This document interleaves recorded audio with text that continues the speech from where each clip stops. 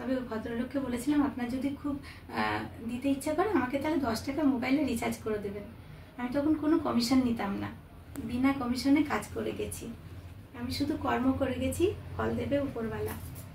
তো তারপরে ওইরকম তিল করে করতে করতে মানুষ তখন আমাকে বলে যে কলকাতার দাদাটাই বলছে যে লক্ষ্মী, তোমার যেখানে মানুষ এত পছন্দ করে তাহলে তুমি কেন একটা আই সেন্টার করছো না? আজকে যদি তুমি একটা আই সেন্টার করো তোমার কিন্তু ভালো চলবে লক্ষ্মী, আমরা কলকাতায় কমিশন দিই, তুমি এটা কমিশনের সিস্টেম করো, তুমি একটা লাইসেন্স করো, তাহলে তোমার যে কাজ করছে পরিশ্রমের পারিশ্রমিক পাবে, আবার আমাদেরও প্রয়োজন মেটাতে পারবে। এইভাবে তিল করে এক একটা মানুষের উপকার, এক একটা মানুষের আমাকে বুদ্ধি দেওয়া, এরকম হাজারো মানুষের বুদ্ধিতে তিল করে গড়ে উঠেছে আমার এই I centre, Purnima I centre. তো বিকাশ যখন আমার কাছে আসে, বিকাশ তখন ভেলোরে তখন সবজি বিক্রি করতো আর কাঠের কাজ করতো। সেই কাঠের কাজ আর সবজি বিক্রি করা ওই সমস্ত বন্ধ রেখে মা অসুস্থ বলে চলে আসলো। তারপর বিকাশের সাথে যখন আমি বাড়ি ছাড়লাম, বিকাশ তখন বেরোজগার, তখন আর কোনো রোজগার করে না। আমাকে যখন বললো লক্ষ্মী আমি না ভারী কাজ করতে পারি না, আমার শরীর খুব দুর্বল। আমি বললাম ঠিক আছে, আমার আই সেন্টার আছে, তো আমরা দুজনে ওই আই সেন্টার চালাবো, দেখবো আমাদের সংসার এমনিই চলে যাবে। তো তারপরে বাড়ি ছাড়ার পর একটা বড় দুঃখ পেয়েছিলাম যে মেয়েকে ছেড়ে কোনোদিন থাকিনি, তো দীর্ঘদিন পুরো 1-1.5 বছর মেয়ের জন্য কেঁদে ডিপ্রেশন একটু হয়ে গেছিলাম, প্রায় 2 বস্তা ওষুধ খেয়েছি। দিয়ে তারপরে ভেলোর টেলোর হ্যাটা ব্যাটা অনেক হয়েছে। তারপরে আস্তে আস্তে বিকাশ আর আমি দুজনে মিলে কাজে মন দিলাম, কাজে মন দিয়ে দুজনে মিলে এই আই সেন্টারটাকে তিল করে আস্তে আস্তে অনেক বড় করে তুললাম। দুজনের পরিশ্রমই আছে, এখানে বিকাশও করেছে, আমি মিথ্যে কথা কেন বলবো। আমি লোক ঠিক করে দিয়েছি, পড়াশোনা জানি না বলে ও লোক কলকাতায় ছেড়ে দিয়ে এসছে, কৃষ্ণনগরে যেখানে আছে ছেড়ে দিয়ে এসছে, প্রচুর পরিশ্রম করেছে, আমিও প্রচুর পরিশ্রম করেছি, দুজনে পরিশ্রম করে আই সেন্টারটাকে বড় করেছি। তো সেখান থেকে আজকে যে জায়গায় আমি 25 থেকে 30 হাজার টাকা রোজগার করতাম আগে, যখন আমি সুকান্ত পল্লীতে ছিলাম আমার স্বামীর ঘরে, সেই রোজগার থেকে অ্যাড্রেস বলবে না, আজকে এখানে এসে 1 থেকে 1.5 লাখ টাকা আমার আই সেন্টারে রোজগার হয়। এখন আমার 200-র উপরে কাস্টমার আছে যাদের বাড়িতে আমার কাজ চলছে। তো এই জায়গায় এসে হঠাৎ করে একদিনকে খবর পাই কি আমাদের কিন্তু খুব সুখের সংসার, মানে কোনো অভাব কষ্ট নেই, কোনো কিছু নেই, একদম ভগবান একদম সুখ ঢেলে দিয়েছে। দিয়ে তারপরে একদিন খবর পাই কি যে একটা ইটভাটায় একটা বাচ্চার মা, মানে তার 6টা ছেলে 1টা মেয়ে 7টা, তারপরে আরেকটা বাচ্চা হবে 8 নম্বর। তো ও বলছে কি দিদি আমি একটু ব্যস্ত আছি, আমার বোন একটু ডাক্তারের কাছে নিয়ে এসেছি, ও বাচ্চাটা নষ্ট করবে, ওর 6টা ছেলে 1টা মেয়ে 7টা বাচ্চা, ও মানুষ করতে পারছে না, ইটভাটায় কাজ করে, তো বাচ্চাটাকে নষ্ট করবে, তাই এনেছি। খবরদার এই কাজ করো না দিদি, তুমি বাচ্চাটাকে বাঁচিয়ে রাখো। আমার একটা কলিগ আছে যে কলকাতায় আমি দীর্ঘদিন তাকে লোক দিই, প্রচুর মানে কোটি টাকার মালিক সে, কিন্তু তার একটা সন্তান নেই। তো তুমি এই বাচ্চাটাকে লিগালিভাবে কোর্টে, মানে বাচ্চাটা জন্ম হওয়ার পর তুমি যদি তাকে কোর্টে লেখাপড়া করে দাও, তাহলে পরে তোমাকে একটা সে ভালো মানে দেবে, ভালো একটা পয়সা দেবে, যেটাতে তোমার বাচ্চাদের উপকার হবে, তোমার ছোট আরও যে 6-7টা আছে তাদের উপকারে লাগবে, কিন্তু তুমি এই বাচ্চাটাকে তুমি মেরো না দিদি। তো তখন ওই মহিলাকে বলার পরে মহিলা তো তাও কথা শুনছিল না, অনেক হাতে পায়ে ধরে যখন শুনছে না, তখন আমি এখান থেকে টাকা পাঠিয়ে দিই। ফার্স্টে 3,000 টাকা, তারপরে 7,000 টাকা, এভাবে পাঠিয়ে আমি ওকে 4 মাস ওখানে বললাম ডাক্তার দেখে ট্রিটমেন্ট করাতে, দিয়ে তারপরে আমার কথায় রাজি হয়ে গেল। তারপরে সেই বাচ্চাটা আমি নিজে এখানে 4 মাস প্রেগনেন্ট বেলা নিয়ে এসে 6 মাস পুরো আমার কাছে রেখে তার সেবা যত্ন করে সেই বাচ্চাটাকে সদর হসপিটালে ভর্তি করিয়ে সেই বাচ্চাটা মানে জন্ম হয়। আর সেই বাচ্চাটাকে আমি আর বিকাশ দুজনে মিলে বাবার জায়গায় বিকাশ সই করে, মায়ের জায়গায় আমি সই করি। অ্যাকচুয়ালি আমাকে আর বিকাশ ওখানে দিতে দিচ্ছে না, ছেলে বাচ্চা হচ্ছে বলে বিকাশ হচ্ছে আমাকে দিতে দিচ্ছে না। বিকাশ বলছে কি যে দেখো তুমি তোমার মেয়ের জন্য তো ডিপ্রেশন পড়ে গেছো, তুমি এত কান্নাকাটি করছো, এত ওষুধ খাচ্ছ, পাগলের মতো করছো, এই বাচ্চাটার দিকে তাকালে তোমার ভালো লাগবে, দেখবা তুমি আস্তে আস্তে নর্মাল হয়ে যাবা। দি এরকম বললো, আমিও দেখলাম, তাই তো আমি মেয়ের জন্য এত কষ্ট পাচ্ছি, বাচ্চাটাকে আমরা দুজনা রেখে নিয়েছি, উকিল দিয়ে লেখাপড়া করে রেখে নিয়েছি। ঠিক আছে তারপরে মানে এই বাচ্চা দুটোকে তুমি রেখেছো? হ্যাঁ, বাচ্চাটাকে তুমি রেখেছো? বাচ্চাটাকে আমি রেখেছি। দিয়ে ব্যাস আমি বাচ্চা নিয়ে আনন্দ করে ঘরের মধ্যে বাচ্চা নিয়ে থাকি, খেলা করি বাচ্চার সঙ্গে, আমার খুব ভালো দিন কাটছে। আর শরীরটাও আস্তে আস্তে ডিপ্রেশন থেকে মনে হচ্ছে আস্তে আস্তে সুস্থর দিকে আসছি, ভালো লাগছে আমার। তো এভাবে করে বাচ্চাকে আজকে এখন বাচ্চা আমার 10 মাসের, আমি 10 মাস মানুষ করেছি, এখন বাচ্চা 10 মাসের আমার কাছেই আছে। তো এবার হয়েছে কি, এর মাঝখানে আমার সেন্টারের জন্য মানে আমার বাবুকে দেখাশোনা করার জন্য একটা আয় মাসি ছিল, একটা রান্নার মাসি ছিল। সেটা চালানোর জন্য মানে আমি যেহেতু বাচ্চাকে নিয়ে পেরে উঠছিলাম না, তখন বিকাশকে ঠিকঠাক আয় জোগাড় করে দেওয়ার জন্য আমার একটা কাজের মেয়ের প্রয়োজন ছিল। সেই সময় আমি একটা মেয়ে শম্পা বলে নাম, সেই মেয়েটাকে কারণ নাম নেবে না, অ্যাড্রেস বলবে না। আচ্ছা, নাম নেওয়া যাবে না আর অ্যাড্রেস বলা যাবে না। তো আমি ওকে আমার সেন্টারের জন্য কাজে নিয়েছিলাম। এটা কেটে দাও তাহলে। না, কাটা যাবে না। আচ্ছা, তো এবার কাজে নেওয়ার পরে ও এবার মানে আমার খাতাপত্র ফোন রিসিভ করতো, খাতাপত্র লিখতো, এরকম বিকাশ আর ও পাশাপাশি বসে কাজ করতো। দিয়ে এবার সেন্টারটায় দায়িত্বটা আমি ওকে বললো, বিকাশ বললো কি তোমাকে আর কষ্ট করে বেরোতে হবে না, কালেকশানে বেরোতে হবে না, লোক দিতেও বেরোতে হবে না, আমি ব্যবসাটা সামলাচ্ছি, তুমি এবার ওই বাড়িতে অনেক কষ্ট করেছো, তুমি এবার রেস্ট নাও। বলার পরে আমি দেখলাম ঠিক আছে, ও বলছে ছেড়ে দিতে। এমনিতে 3 বছর ধরে যতদিন বিকাশের কাছে আমি গেছি ততদিন বিকাশ আমাকে বাইরে বেরোতে দেয়নি, কালেকশন করতে দিত না, কোথাও লোক ছাড়তেও যেতে দিত না। বিকাশ বলতো কি গেলেই তোমার স্বামী তোমাকে ধরে নিয়ে চলে যাবে, তোমার দেওরা তোমাকে ধরে নিয়ে চলে যাবে, এরকম করে করে আমাকে ঘরে বসিয়ে দিয়েছে। আর এছাড়া বলতো কি আমাকে না খুব খারাপ লাগতো আমার, বলতো কি মেয়েরা চড়ে বেড়ানো ভালো লাগে না, মেয়েরা চড়ে বেড়ালে খারাপ দেখায়, তোমার চড়ার দরকার নেই, তুমি এতদিন খুব চড়েছো, এখন ঘরে বসো। তো ঠিক আছে, ও বলছে যে এখানে সব সামলে নেবে, ঘরে ওদেরকে ফোন করো অফিস থেকে। তারপরে প্রত্যেকটা বাড়িতে আমি বিকাশকে পরিচয় করাই যে কাকিমা বিকাশ আমার হাজবেন্ড হয়, ও গেলে পরে বিকাশের হাতে টাকা দেবেন বড়টাকে।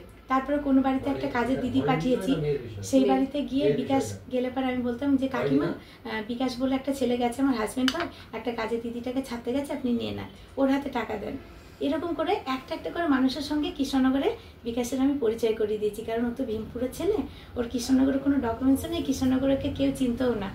তো আমি তিল তিল করে বিকাশকে এইভাবে করে পরিচিত করিয়ে দিয়েছি বিকাশকে। দিয়ে এইভাবে হতে হতে তারপরে আমি ঘরে বসে বাবুকে নিয়ে কখন যে 10 মাসের মধ্যে কখন যে সংসার এলোমেলো হয়ে যাচ্ছে আমি বুঝতে পারছি না। কিন্তু হঠাৎ দেখি 6 মাস ধরে বিকাশ আমার সাথে অত্যন্ত দুর্ব্যবহার করছে। মানে আমার ভালো রোজগার হচ্ছে, আমার সংসারে প্রায় মাসে 50,000 টাকা মতো খরচ হচ্ছে, তাও আমার গায়ে লাগছে না। কিন্তু যেটুকু খরচ হচ্ছে আর বাদ বাকি যে টাকাটা থাকছে সেটা জমা থাকছে ব্যাংকে। কিন্তু বিকাশের কোনো অ্যাকাউন্ট ছিল না এখানে। বিকাশের গোয়াতে 4-5টা অ্যাকাউন্ট করলে এখানেও একটা অ্যাকাউন্টও খুলতে পারিনি। তো সেই জন্য সব টাকা আমার অ্যাকাউন্টেই ঢুকতো, আর পরিচালনা পুরো সংসারটা আমি করতাম। যা কিছু লাগে সংসারের খরচ, ওর গাড়ির তেল, ওর হাত খরচ, তারপরে আয়া মাসিদের পেমেন্ট, তারপরে রান্না মাসিদের ঘর ভাড়া, যেখান থেকে সেন্টার চালাই, বাবুর দুধ, প্রত্যেকটা বাবুর পেছনে প্রত্যেক মাসে 10 থেকে 12,000 টাকা লাগে। তো এইভাবে করে পুরো সংসারটা মেনটেন করতে গিয়ে আমার 50 থেকে 60,000 টাকা প্রত্যেক মাসে বেরিয়ে যায় সংসার থেকে। আর যেটুকু জমে ওটা তিল তিল করে জমি 3 বছরের মধ্যে 5 লাখ টাকা মতো জমেছে। এবার ওইখান থেকে এসে বিকাশে একটা জমি কিনলো, বিকাশের ওই জমিতে প্রথমে 3 লাখ টাকা, পরে 2 লাখ টাকা, 5 লাখ টাকা ওই জমিতে মানে দেওয়া হয়েছে। দিয়ে তারপরে আবার জমিতে টাকা দেওয়ার পরে আবার আমার অল্প অল্প করে ব্যালেন্স আবার 3 লাখ টাকা মতো জমেছে। দিয়ে তার মানে সংসার টংসার সব চালিয়ে দিয়ে তারপরে এবার হঠাৎ করে এসে বিকাশ 6 মাস ধরে আমার সাথে খুব বাজে ব্যবহার করছে, খুব টর্চার করছে। টর্চার বলতে কেমন টর্চার, হয়তো শম্পা ও হাসছে খেলছে আনন্দ, বাবার নাম সরি ম্যাম, হয়তো সেন্টারে যে মেয়েটাকে কাজে রেখেছি সে হাসছে খেলছে আনন্দ করছে, ওদের সঙ্গে খুব খুশি আছে, আমি সামনে গেলেই ওরা অসন্তুষ্ট হচ্ছে, মানে আমাকে সহ্য করতে পারছে না, আমাকে দেখতে পাচ্ছে না। তো এরকম ধরনের করছে, আমি কিছু বলতে গেলে সেখানটায় হয়তো ঠাস করে একটা চড় মেরে দিচ্ছে, নাহলে এক ধাক্কা দিচ্ছে, মানে মেয়েটার সামনেই, মানে ও তো পরের মেয়ে, ও আমার সেন্টারে কাজে রেখেছি কিন্তু ওর সামনেই আমাকে ওরকম ধরনের করছে, বাজে ব্যবহার করছে। সঙ্গে দেখা যাচ্ছে যখন তখন টুটি এরকম করে চিপে এরকম করে তুলে ধরছে, গলা টিপে ধরছে, এরকম ধরনের করছে। তো তারপরে ধীরে ধীরে আমি চেষ্টা করছি কি ব্যাপারটাকে সামলে নেওয়ার। সংসারের অশান্তি, তো একটা সংসার ভেঙে আর একটা সংসারে এসেছি, তো আমি চাইছিলাম কি যে আমার মান সম্মানটা না ডোবে, আমার সেন্টারের নামটা খারাপ না হয়। আমি চুপচাপ করে 6 মাস ধরে আমি চেষ্টা করছিলাম যে সব কিছু যাতে ঠিক হয়ে যায়, আগের মতো হয়ে যায়। দিয়ে তারপরে এই কাকুদের করেই দাও, লাস্ট যেটি গেলেন এই যে মেয়ে নাতনিকে দেখার। হঠাৎ করে একদিনকে বিকাশ আসে, আমি মাকে নিয়ে গত মাসে 12 তারিখে, মানে ওটা হচ্ছে April May June July April মাসের 12 তারিখে মাকে নিয়ে আমি মায়ের বিধবা ভাতা টাকা তুলতে যাই। দিয়ে সেখান থেকে মা বললো কি টাকাটা নিয়ে যাবো, বাড়িতে আবার কোথায় খরচ হয়ে যাবে, তার থেকে এই টাকাটা পোস্ট অফিসে রেখে যাই। দিয়ে আবার ওখান থেকে পোস্ট অফিসে গেছি। দিয়ে এবার একবার ওখানে গেছি, আবার পোস্ট অফিসে গেছি, আমার একটু ফিরতে দেরি হয়ে গেছে। যেই ফিরতে দেরি হয়ে গেছে তখনই আমি বাড়ি এসেছি, আর তখনই বিকাশ আমাকে এরকম করে টুটি চেপে ধরে এরকম করে ধরছে আর বলছে কি মানে খুব দুর্ব্যবহার করছে। দিয়ে তারপরে তখন একটা অনেক দিনকার দিদি, যে 15 বছর আমার সেন্টারে কাজ করছে, সেই দিদি তখন গেট দিয়ে ঢুকছে। দিয়ে তখন সেই দিদি বলছে, লক্ষ্মী তোর খাচ্ছে, তোর পড়ছে, তোরকে নিয়ে সব কিছু করছে, আবার তোরই গায়ে হাত তুলছে। হ্যাঁ, এত বড় সাহস বিকাশের হলো কি করে? আর তুই না বলতিস যে দিদি বিকাশ দুর্বল, বিকাশ কাজ করতে পারবে না বলে আমি বিকাশকে অন্য কাজে দিয়ে পাঠাইনি। আমি বলেছি বিকাশ তুমি আর আমি দুজনে একসাথে সেটা চালাবো, এটা তার পরিণতি তুই ঠিকই আছে, যেমন কর্ম তার তেমন ফল বলে দিদিটা বললো, তুই যদি বাঁচতে চাস তাড়াতাড়ি করে তো সেন্টারে মেয়েটাকে কাজে রেখেছিস, ওকে তাড়াতাড়ি করে ছাড়া। দিয়ে তখন আমি গত মাসের 24 তারিখে, মেয়েটা 23 তারিখ পর্যন্ত কাজ করেছে, গত মাসের 24 তারিখে আমি ওকে পেমেন্ট দিয়ে আমি মেয়েটাকে বললাম যে আর আসতে হবে না। তার সঙ্গে বাবুর আয়াটা যেটা আছে, বাবুর আয়াটাকেও বললাম যে দিদি আমার আর লাগবে না, আমি একা একা সামলে নিতে পারবো, বাবুকে সেটা সামলে নেবো, আর লাগবে না বলে ওদের দুজনকে টাকা দিয়ে ওদের দুজনকে আমি সেদিনকে ছুটি করে দিয়েছি।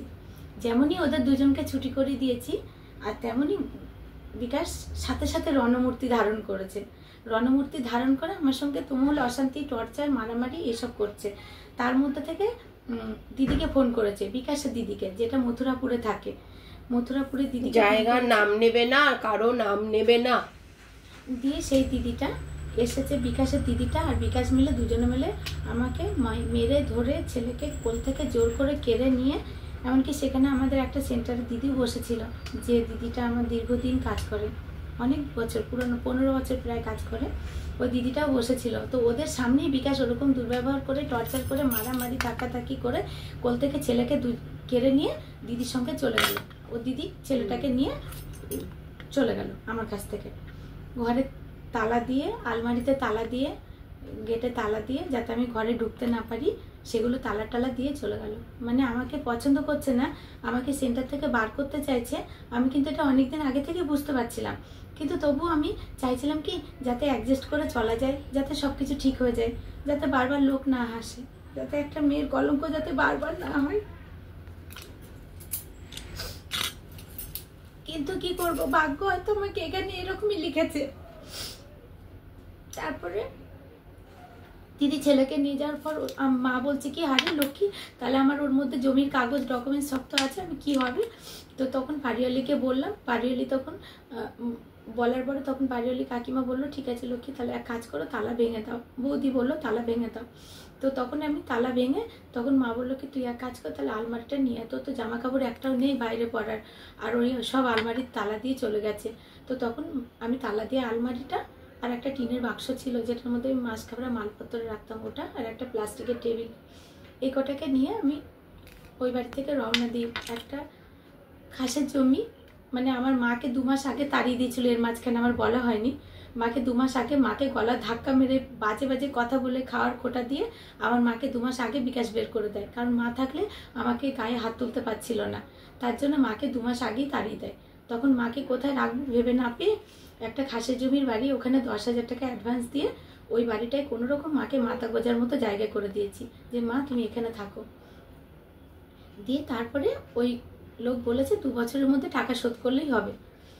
দিয়ে ওই বাড়িতে মাকে রেখে দিয়ে আসার পরে ব্যাস বিকাশের টর্চার আরও বেড়ে যায়। বিকাশ ওরকম করতে করতে লাস্টের বেলায় তখন ওই তালা দিয়ে আলমারি আর ওইটা নিয়ে আমি তখন সেই সময় সেই বিপজ্জনক পরিস্থিতিতে, যখন আমার পাশে কেউ নেই, আমাকে ওরকম করে দিদি, বিকাশের দিদি, বিকাশ সবাই মিলে আমাকে মারছে, আমি একা একা নিজেকে আত্মরক্ষা করতে পারছি না, তখন আমার আর উপায় ছিল না।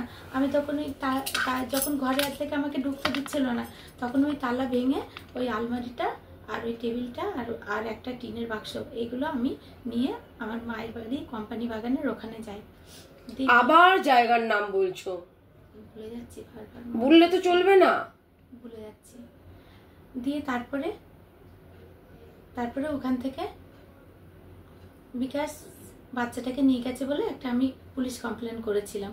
যে আমার 10 মাসের ছেলে আমার বুক থেকে কেড়ে নিয়ে চলে গেছে, ও তো ছোট্ট শিশু, ওকে তো আমি একদম ছোট 5 দিন থেকে মানুষ করেছি, তা ওকে যেন ঠিকঠাকভাবে ফেরত দিয়ে যায়, যেন ওর সঙ্গে যেন কোনো দুর্ব্যবহার টর্চার না করে।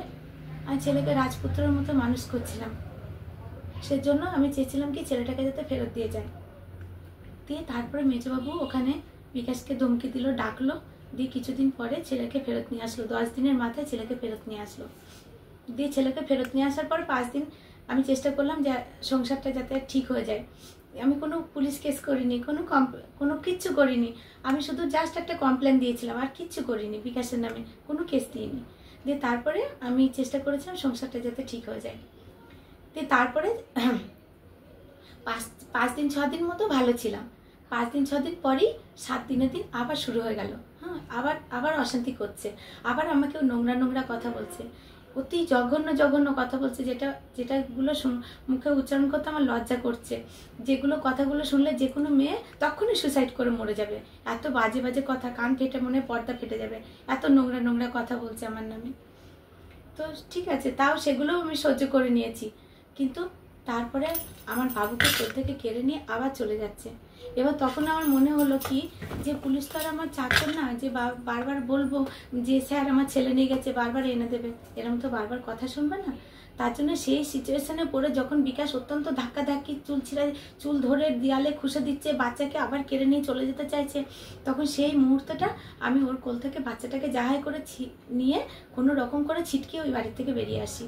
ওই বাড়ি থেকে বেরিয়ে আসি, একটা কোনো রকম টোটো ধরে মায়ের সাথে কোম্পানি বাগানে মায়ের কাছে চলে গেলাম বাচ্চাকে নিয়ে। আর আমার নার্সিংহোমে কাজের লোক দেওয়া থাকে, তো সেখানে 1 মাসের পুরো ফুল পেমেন্ট ছিল একটা কোটোর মধ্যে 85,000 টাকা। সেই টাকা পয়সার কোটোগুলো 3টে কোটো ছিল, 3টে, একটা বিকাশের, একটা বাবুর আর একটা আমার। ওই কোটোর মধ্যে সব টাকা পয়সা থাকে, একটা কালেকশনের টাকা থাকে, একটা নার্সিংহোমের টাকা থাকে, একটা সংসার খরচের টাকা থাকে, 3টে কোটোর মধ্যে। তো সেই কোটোর টাকা পয়সার কোটোগুলো আমি ব্যাগ করে নিয়ে বাবুকে কোলে নিয়ে আমি চলে যাচ্ছি। রাস্তার মাঝখানে গাড়ি নিয়ে গিয়ে টোটোওয়ালাকে হুমকি দিয়ে টোটো দাঁড় করিয়ে সাথে ব্যাগগুলো ছিনিয়ে নিয়ে একদম কেড়ে নিয়ে তারপরে আমার ছেলেকে কেড়ে নিতে যাচ্ছে। তখন পাশে এক ভদ্রমহিলা বলল, খবরদার ছেলের গায়ে হাত দেবে না, ছেলে কাটতে পারবে না মায়ের কাছ থেকে, ছেলে কাটলে এক্ষুনি তোমার আমি হাত ভেঙে দেবো। দিয়ে তারপরে ছেলেটাকে ছেড়ে দিল, ওইগুলো নিয়ে সব চলে গেল। ঠিক আছে, তা আমি মায়ের কাছে ছেলে নিয়ে চলে গেলাম, মায়ের কাছে ওখান থেকে সেটাতে থাকি। দিয়ে এইবার যে আমার বুড়িমা সেন্টারটা আমি পাত্রবাজার থেকে চালাতাম, পাত্রবাজার পেট্রোল পাম্পের পিছন থেকে। আবার তো ক্যামেরাটা এবার আমার দিকে ঘোরাই, আমি ফেড আপ। কতবার মানুষ বলে আসলে এরকমই হয়ে গেছি আমি। কেন? এরকমই হয়ে গেছি। সেদিনও পাগল করেছিল, আজও পাগল করে দিচ্ছ। সেদিনও পাগল তোমরা দুজনাই করেছিলে আমাকে, রাস্তায় খালি পায়ে ছুটছিলাম তোমাদের পিছু পিছু, তারপরে আবার রিক্সার পিছু পিছু, কোথায় যাও তার পিছু পিছু খালি পায়ে দৌড়াচ্ছি, আজও পাগল করে দিচ্ছ।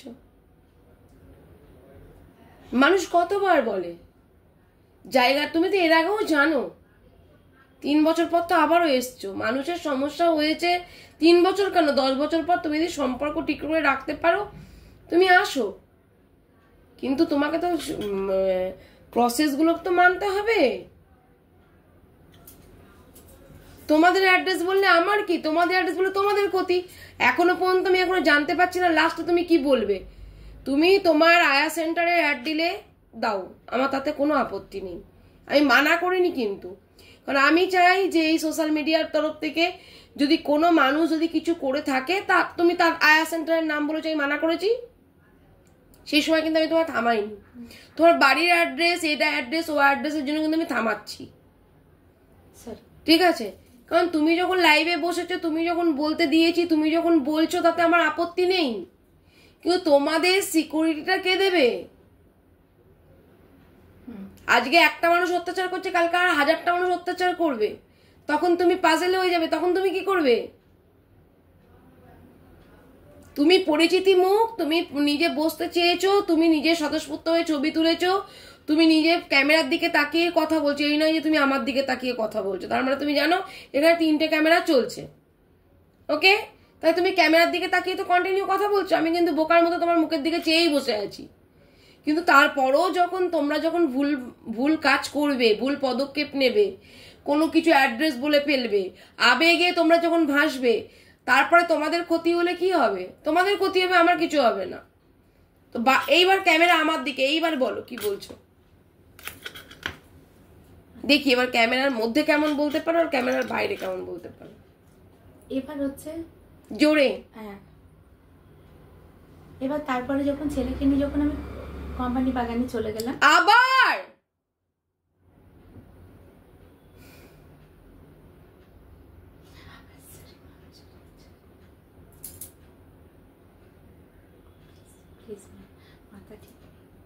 মাথা ঠিক নেই তোমাদের দুজনের, মাথা তো এমনিও ঠিক ছিল না। 3 বছর আগেও তোমাদের দেখেছে মাথা ঠিক নেই, আজও দেখছে তোমাদের মাথা ঠিক নেই। আসলে খুব কনফিউজ হয়ে যাচ্ছে। কিসের কনফিউজ হয়ে যাচ্ছে? তারপরে বিকাশের ব্যাপারে এবার আমি বলি। বিকাশের ব্যাপারে আমি যেটা বলতে চাই যে বিকাশ আমার যে সেন্টারটা, আমি দীর্ঘদিন ধরে বিকাশকে যে পরিচিতিগুলো করিয়ে দিয়েছি আমার কাস্টমারগুলোকে, আমি চেয়েছি আমরা দুজনেই ভালো থাকবো। আমার সম্পূর্ণ ব্যবসাটা আমি বিকাশের হাতে ছেড়ে দিয়েছি। এবার সেই ব্যবসাটাতে বিকাশ কবে বিকাশ বুড়িমা আই সেন্টার করে নিয়েছে, কবে ওর নিজের নামে লাইসেন্স করেছে যে আমার বুড়িমা আই সেন্টারটাকে বিকাশ বুড়িমা আই সেন্টার করে মানুষ যে আমার ব্যবসাটাকে চাপা দিয়ে ও নিজের আই সেন্টারটাকে নামটা মানে চেঞ্জ করে ফেলেছে। হ্যাঁ, নামটা করছে। আমি এগুলো ভেতরে ভেতরে কিছুই জানতে পারিনি যে ও এগুলো 2 বছর ধরে করছে। ওর নাকি লাইসেন্স নাকি 2 বছরের পুরানো। দিয়ে তারপরে আমাকে বলছে কি, পরে বাবুর জামা কাপড় নিতে এসে তখন বলছি কি যে বেরিয়ে যা, চলে যা এখান থেকে, এটা তোর সেন্টার না, এটা তোর ছিল, এখন এটা তোর সেন্টার না, এখন এটা বিকাশ বুড়ি মায়ের সেন্টার হয়ে গেছে, এটা এখন বিকাশ বুড়ি মায়ের সেন্টার। তোর সেন্টার যেকালে ছিল বুড়ি মায়ের সেন্টার, এখন এটা তোর সেন্টার না, এখন এটা বিকাশ বুড়ি মায়ের সেন্টার, তোর এখানে কোনো অধিকার নেই। হ্যাঁ, তো সেই কথা বলে ও আমাকে ধাক্কা মেরে গেট পর্যন্ত দিয়ে ধাক্কা মেরে আমাকে বাইরে বার করে দিচ্ছে। তারপরেও যখন আমি বাইরে বেরোতে চাইছি না, আমি জানি এটা মানে লাইভ চলছে, কথাগুলো বলার মতো না, কিন্তু আমাকে অত্যাধিক পরিমাণে নোংরা কথা বলছে। এমনকি আমি যেখানে থাকি আশেপাশের লোকেদেরকেও আমার নামে আমি নোংরা চরিত্রের এইটা বলছে যে আমি নাকি থাকি না, অনেক রাত করে বাড়ি ফিরি, আমি বাবুকে দেখে, ও দেখে, আমি মানুষ করি না, এরকম আরো বাজে কথা ওরকম বলছে। তো বলে যে কোনো মেয়ের জন্য যেমনভাবে কথা বলছে আর যেমনভাবে করছে, যে কোনো মেয়ের জন্য সুইসাইড করতে বাধ্য হবে। যে কোনো মেয়ে এসব কথা শুনে রাগ সামলাতে পারবে না, কিন্তু আমাকে যা বলছে আমি চুপচাপ করে হামা করে কাঁদছি, আর দিয়ালে মাথা টুকে কাঁদছি যে এইগুলো আমাকে শুনতে হলো, এরকম একটা ব্যাপার। এত বছর কষ্ট করে সংসার করেছি, তারপরে আমাকে এরকম ধরনের কথা শুনতে হচ্ছে বিকাশের কাছ থেকে। তাও আবার আমি তো বেরোজগার ছিলাম না, আমি তো একটা রোজগার করা মেয়ে, আমার তো খাওয়া পড়ার কোনো কষ্ট ছিল না। আজকে বিকাশ সেখানে এসে আজকে আমাকে পায়ের তলায় পিষে ফেলে, তারপরেও বিকাশ আমাকে মানে ছেড়ে দেবে, ঠিক আছে ভালোভাবে ছেড়ে দেবে, বলুক যে লক্ষ্মী আমার তোমাকে ভালো লাগছে না, তোমার সাথে সংসার করতে চাই না, ছেড়ে দিক। কিন্তু ও সেরকম ছাড়ছে না, ও আমাকে লোকের কাছে নোংরা বদনাম দিয়ে ছাড়ছে। মানে আমি যে নোংরা সেটা লোকের কাছে বলছে, কিন্তু আমার যে সেন্টারটা ও নিজের নামে করে নিয়েছে, ও যে অন্যায়গুলো করেছে সেটা বলছে না। বলছে আমি ঘরের থেকে সব জিনিস আমি চুরি করে নিয়ে চলে গেছি, আপনি বুঝবেন ব্যাপারটা। যেটাতে দাঁড়াচ্ছে কি যে এতদিন ধরে যে মেয়েটা নিজের আয়া সেন্টার চালিয়ে দীর্ঘদিন সংসার চালিয়ে এসছে স্বামীর ঘরে, আবার এখন দীর্ঘদিন বিকাশের ঘরে সংসার চালাচ্ছে, সেই মেয়েটা নাকি একটা টিনের বাক্স, একটা আলমারি নিয়ে গেছে, যে জামা কাপড় আছে তার মধ্যে, আর হচ্ছে কি একটা টেবিল নিয়ে গেছি প্লাস্টিকের, ব্যাস আমি সব চুরি করে নিয়ে চলে গেছি। ও এইটাই বলছে সকলের কাছে, আর আরো বলছে, প্রচুর বলছে, সে আর কি বলবো। তবে হচ্ছে আমার সাথে অত্যন্ত প্রতারণা করেছে, শুধুমাত্র আমার ব্যবসার জন্য, আমার এইসব কেড়ে নেওয়ার জন্য ও লাইফ এসেছে, মানে আমার লাইফে এসেছে। আমি এটা কোনোদিন মানে মনকে বুঝ দিতে পারছি না, বিশ্বাস করতে পারছি না। যে মানুষটা আমার জন্য সুইসাইড করে মরতে যাচ্ছিল, যে মানুষটা কাঁচা গলায় দিয়ে মায়ের চাবি, মা মারা গেছে কামানের আগের দিন, যে আমার জন্য কামানের আগের দিন বাড়ি ছাড়ছে, সুইসাইড করবে, লক্ষ্মীকে ভালোবেসে সে লক্ষ্মীকে না পেলে সুইসাইড করে মরবে, সেই মানুষটা আজকে এত বড় প্রতারক হতে পারে, এত বড় প্রতারণা করতে পারে সহজ সরল মানুষের সঙ্গে। আমি কল্পনা করতে পারছি না যে এটা সেই বিকাশ, আমি চিনতে পারছি না বিকাশকে। তো আমি একটাই কথা বলতে চাই ম্যাম, আমাকে যদি ভালো না বাসে ভালো না বাঁচতে হবে না। আমাকে এখনো পর্যন্ত যে সামাজিক পরিস্থিতিতে বিয়ে লোকে জানলো যে আমরা স্বামী স্ত্রী, সেটা করিনি। থানায় গিয়ে বলছে এটা তোমার কে, বলছে আমার বউ, কিন্তু লিগাল না। তো থানার স্যাররা তখন বলছে 4 বছর সংসার করছিস, লিগাল না মানে 4 বছর কি করছিস, তাহলে তোর আগে মনে ছিল না যে ও লিগাল না? তো এইভাবে করে ও এরকম মেয়েদের জীবনে আসে। এর আগেও একটা মেয়েকে এরকম করেই কৃষ্ণনগরেরই মেয়ে, সে তারও ওরকম ঘর সংসার ভেঙে নিয়ে চলে গেছিল।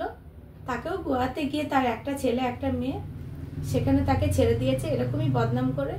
আজকে তার সেই বউটা আজকে লোকের বাড়িতে কাজ করে তার ছেলে মেয়ে মানুষ করছে। আর আজকে আমার ব্যবসা কেড়ে নিয়ে আমার কোলে একটা 10 মাসের বাচ্চা ধরিয়ে দিয়ে আমার 85 বছর মাকে আমি নিয়ে রাস্তায় ভাসছি।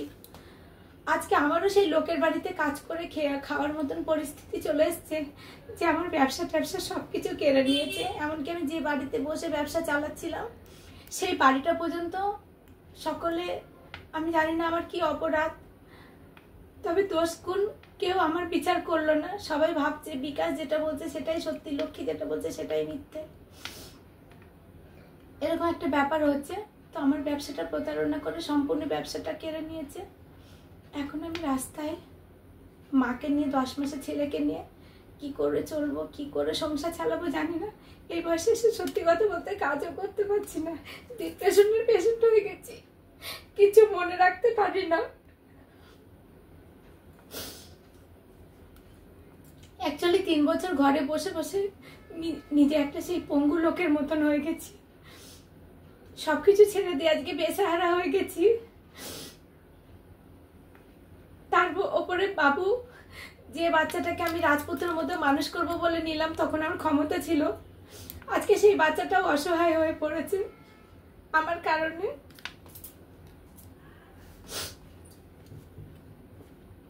তুমি কি বাচ্চাটা আইনতভাবে অ্যাডপ্ট করেছো?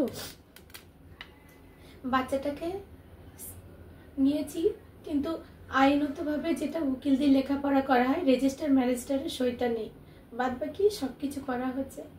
ওর মা বাবা ট্রেনের টিকিট হয়ে গেছিল, 3 দিন কোর্ট বন্ধ ছিল, তাই ওর মা বাবা সেটা করে যেতে পারিনি। ওর মা বাবা এসে ওটা করে দিয়ে, তবে থানা থেকে স্যার বলে দিয়েছে যে তোমরা যদি একসাথে যদি মিলেমিশে থাকো তাহলে বাচ্চাটাকে তোমাদেরকে দেব, আর না হলে বাচ্চাটাকে হোমে পাঠিয়ে দেবো। এইটাই আমি তার জন্যই জিজ্ঞেস করলাম, মানে আগামী দিন যা এটা আইনি প্রসেস, তো সেটা জানি বলেই তোমাকে বলতে চাইলাম। ওই জন্যই বললাম অ্যাডাপ্ট করেছো কিনা, কারণ যদি তুমি কোর্ট থেকে অ্যাডাপ্ট না করো, বাবা মার কাছ থেকে যদি সন্তানটাকে লিগালভাবে না নাও, তাহলে তোমাদের যে স্বামী স্ত্রী যে একটা বাচ্চাকে নিয়ে 10 মাসের বাচ্চাকে নিয়ে যেভাবে তোমাদের চুলোচুলি মারামারি লাটালাটি ফাটাফাটি চলছে, বা তোমাদের যে আজ যখন বাচ্চা নেওয়া হয় তখন সোর্স অফ ইনকাম স্বামী স্ত্রীর কি আছে সেটা দেখা হয় আইনতভাবে। যতটুকু আমি জানি, ক্ষুদ্র বুদ্ধিতে এটাই মনে হলো যে তোমাকে জানানোর, তো স্বামী স্ত্রীর সোর্স অফ ইনকাম কি আছে, তাদের আইটি ফাইল থেকে শুরু করে সমস্ত কিছু কোর্ট দেখতে চাই, তারপরে সেই বাচ্চাটিকে তার হাতে তুলে দেওয়া হয়। এবার যে পরিস্থিতির এখন তোমরা দুজনাই শিকার বা যা চলছে, আগামী দিন বাচ্চাটা হোমেই জায়গা হবে, ঠিক আছে? মানে এইভাবে এখানে তোমাদের কাছে বাচ্চাটাকে আর দেবে না পুলিশ, কারণ এই কারণেই দেবে না যেহেতু স্বামী স্ত্রীর প্রবলেম চলছে, তোমার ব্যবসা নেই এখন, তাও তোমার ব্যবসাটা 2 নম্বরই করে উনি ওনার নামে করে নিয়েছে। বাচ্চাটা এখন মায়ের কাছেই যেহেতু থাকবে, ধরে নাও তুমি অ্যাডপ্ট করেছো, 7 বছর পর্যন্ত বাচ্চাটা তোমার আইনতভাবে থাকবে, এবার আর 5 জনের সন্তানরা থাকে, তো সেই ক্ষেত্রে তোমার তো সোর্স অফ ইনকাম নেই, বাচ্চাটাকে রাখবে কি করে? স্বাভাবিকভাবেই সরকারের তরফ থেকে তোমার এই বাচ্চাটিকে হোমে নিয়ে নেবে এবং সরকারি খরচায় সেই বাচ্চাটি আস্তে আস্তে বড় হবে। হ্যাঁ, অবশ্যই তুমি সেখানে দেখতে পাবে, যেতে পারবে, তোমার যতটুকু করণীয় তুমি সেটা ওখানে গিয়ে করতে পারবে। আমি যতটুকু জানি, এই এত বছর কাজের অভিজ্ঞতা থেকে আমি এইটুকুই জানি, এটাই লিগাল প্রসেস। তার বাইরেও হয়তো আরো অনেক কিছু লিগাল ওয়ে আছে, কিন্তু সেটা হয়তো আমার জানা নেই। যতটুকু তোমাকে বলার দরকার উপস্থিত বুদ্ধিতে, সেটুকু আমি তোমায় জানিয়ে রাখলাম। এটা হলো ফার্স্ট। সেকেন্ড কথা হলো, তোমার যে আগে যে তোমার একটা আয়া সেন্টার ছিল, এটা আমি জেনেছিলাম যখন আমি বিকাশের হাতে তোমাকে তুলে দিই। দাঁত বের করার এমন কি হলো আপনাদের? দাঁত বের করতে হচ্ছে। সব জানতা গামছাওয়ালা হাটে গিয়ে ছিঁড়া গামছা বেচে, তার আবার দাঁত বের করা। কি বললাম? সব জানতা গামছাওয়ালা হাটে গিয়ে ছিঁড়া গামছা বেচছে, তার আবার দাঁত বেরোচ্ছে। যিনি দাঁত বেরোচ্ছেন তিনি কমেন্ট করুন যে আমি দাঁত বের করছি। আমি আপনাকে অনেক কিছু জিজ্ঞাসা করব, দেখবো আপনি কতটুকু জানেন, কি কি সমাজের জন্য করেছেন, সমাজের মানুষের জন্য করেছেন। শুধু দাঁতই বের করে গেলেন মানুষ হয়ে, মানুষ রূপে জন্মগ্রহণ করে, না আরো কোনো কিছু সমাজে কাজ করেছেন? তাহলে আমার এবং আমার মানুষদের, মানে আমার পরিবারের আপনজনদের জানা দরকার। তাহলে লক্ষ্মীকে আপনার কাছে একটু পাঠাবো। কমেন্ট করেন যদি দুঃসাহস থাকে আপনার। সাহস থাকলে তো হবে না, দুঃসাহস থাকতে হবে। দুঃসাহস নেই, বাবলি মুখার্জির সাথে মোকাবেলা করার কারোরই দুঃসাহস নেই, ঠিক আছে? সাহস নিয়ে মানুষ এখানে দাঁত বের করতে পারে। তো সবার আগে এখানে নিজে কমেন্ট করুন যে আমি বাবলি, আমি অমক, আমি হাসছি, এবং ওকে আমার কাছে পাঠিয়ে দেন। তাহলে আমি ওনাকে আপনার কাছে পাঠিয়ে দেব। অদ্ভুত একটা বিষয়। নিজে কিছু করবেও না, সমাজে কেউ কিছু করলে দাঁত বের করবে, ক্লোজ আপের অ্যাড দেবে এখানে এসে, আর অ্যাড দেওয়ার জায়গা পায় না, দাঁত তো আর কেউ দেখে না। তো বাবলি মুখার্জির এখানে এসে তো দাঁতটা দেখাতে হবে না, যদি 5টা মানুষ দেখতে পারে। কারণ 8-10 জনের ওখানে গিয়ে তো 5 জন মানুষ দেখে না, এখানে তো 5 জন মানুষ দেখতে পাচ্ছে দাঁতটা। তো দেখি বদনখানা, দেখি বদন না দেখলে বুঝবো কি করে? সব কিংভূত, পাগলের দল কোথাকার। আরো দাঁত বের করে যান, বেশ মজাই লাগছে। সাহস নেই, এখানে সেখানে দাঁত বের করছে, লজ্জাও করে না। ছি। তো যাই হোক, তুমি কি করবে, কি চাও? আমি চাই যে আমার যে বুড়িমা আয়া সেন্টারটা, ও যেটা বলছিলাম, তোমার যে বুড়িমা আয়া সেন্টারটা ছিল, তার কি পেপারস আছে তোমার কাছে? আমার দেখাও, লাইসেন্স 2023 দাও দাও, দেখাও দেখাও। 2023 সালে লাইসেন্স করেছে। আগে তো জানতাম না যে কি কোথায় না কোথায়। তুমি এনওসি না দিলে উনি কখনো ওনার নামে করতে পারে না। উনি যেটা করেছেন ইললিগাল করেছেন, দেখছি সেভাবে তোমার ওটা ফেরানো যায় কিনা। লক্ষ্য এটাই করো। এটা আমি নতুন বানিয়েছি আমার আল্ট্রাসাউন্ড বুড়িমা আয়া সেন্টারে। নতুন বানিয়েছো মানে? মানে নতুন বানিয়েছি বলতে এইসব লাগতো, আগে আমি জানতাম না। তো আমি একজনকে অনেক দিন আগে করতে দিয়েছিলাম, কিন্তু সে আমাকে এই দিনকে করে দিয়েছে। অনলাইনে তোমার নাম দেখাচ্ছে? ওটা দেখতে যিনি করেছেন তার সাথে কথা বলবে। এটা ট্যাক্সের? হ্যাঁ। এই তো ইনকাম ট্যাক্স। হ্যাঁ। কার নামে দেখি? তোমার নামে আছে ইনকাম ট্যাক্স ফাইল। হ্যাঁ।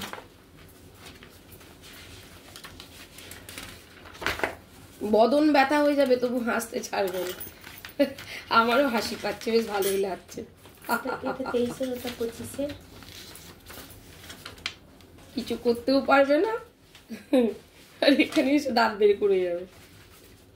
আপনারা একটু লাভ দিন তো সাথে সাথে। যারা আমার পরিবারের মানুষ আছে, দেখি হাসির ফোয়ারা বেশি হয় না লাভের ফোয়ারা বেশি হয়? সবাই লাভ দেবে, ঠিক আছে? সবাই লাভ দাও। দেখি হাসিটা দেখা যাচ্ছে না, লাভে হাসিটা ঢেকে যাচ্ছে, হাসি ঢেকে যাচ্ছে। সবাই লাভ দাও তো, লাভ দাও আর লাইক করো। লাভ দেবে আর লাইক করবে। Thank you. মানে এদেরকে টিপে টিপে মারার থেকে এইভাবেই মারতে হবে বেশি। টিপে মারলে তো চলে যাবে, দেখতে পারবো না। এদেরকে পুরো হারিয়ে ফেলতে হবে। দেখো হারিয়ে গেছে। দাঁড়াও, আমি স্ক্রিনশট মারবো, স্ক্রিন রেকর্ড করবো এটার আমি। দাঁড়াও, যে হাসিটা কোথায় পালিয়ে গেল। বুদ্ধি যার বল তার, যে হাসছে তার বুদ্ধি বেশি না আমাদের পরিবারের মানুষজনের বুদ্ধি বেশি? 8-10 খানা লাভ রিয়াক্ট উঠছে, আর একখানা মাঝখানে এখানে টাকলুর হাসি উঠছে। কি করবে বলো? কি মুড়ি নরম হোক, এখন মুড়ি খাওয়ার টাইম নেই আমার। দাঁড়াও একটুখানি পরে। আমি চাল ভাজা বলেছি, তাহলে নরম। এইটা না, এটা মুড়ি। হ্যাঁ, চাল ভাজা গিটে গুলো। তোর ফোনটা একটুখানি বন্ধ করো তো, অসহ্য মাথা যন্ত্রণা করছে, তখন থেকে গু গু বেজে যাচ্ছে। এই যে হয় বাইরে রেখে আসো ব্যাগ, নাহলে ফোনে করো। কাউকে কাজ দিতে পারছি না। সেন্টারে তুমি নেই কেন দিদি? সবাই বলছে সেন্টারে তুমি কোথায় গেলে দিদি, সেন্টারে নেই কেন, তুমি তোমার কি হয়েছে? এই সবাই আসছে, ঘুরে ফিরে যাচ্ছে। দাঁড়ান, আবার একটু পরে কথা বলছি, হাসিটা একটু পরেই হাসবো। এখন আমার হাসার দিন চলে এসেছে। স্ক্রিনশট মারলাম।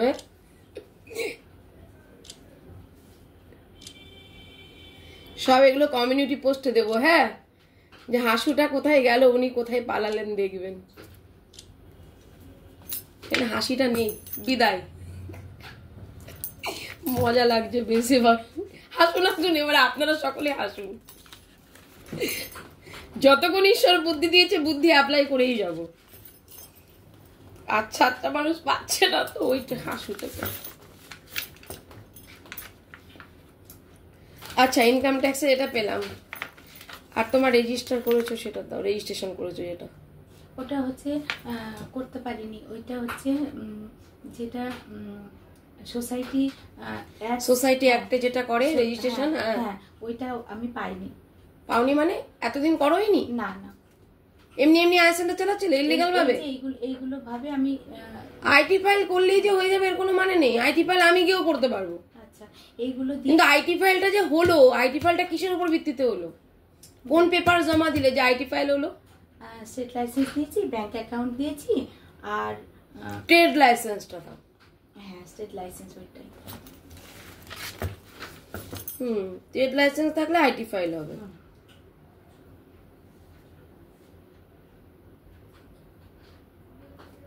কত সালে ট্রেড লাইসেন্স বার করেছো? ওই 2023-এর পরে এটা আছে 2025-এর। রিনিউ করিয়েছো? এইটা ওইটা যখন আমার বর বাড়ি বিক্রি করে দিয়ে 2025-এর আগেরটা দেখাও ট্রেড লাইসেন্স। এই তো এটা 2023।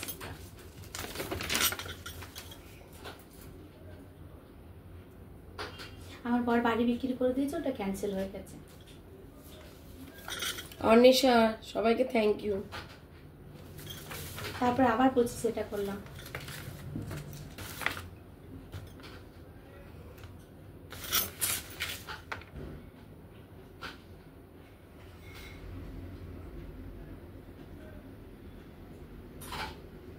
আঠাশে ফেব্রুয়ারি করেছো রিনিউটা?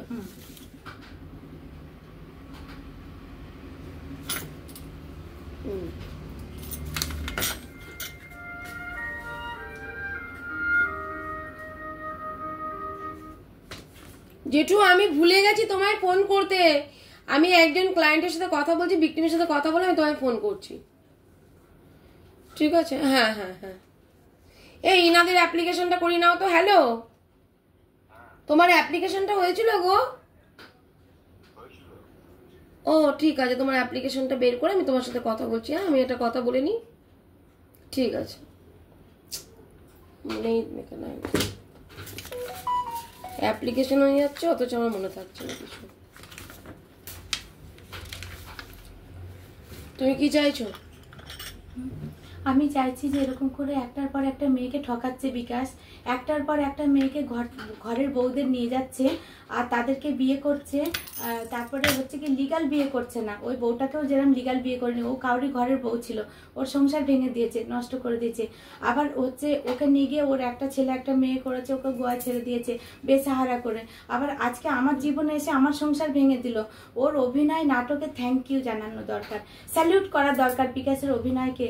আর বিকাশের কি বলবো, ওটাকে কি বলা যায়, এমন এমন প্রতারককে, যে যাদের হচ্ছে কি সেই দুষ্টু লোকের মিষ্টি কথা বলে না, আর ও অতিরিক্ত অভিনয় জানে।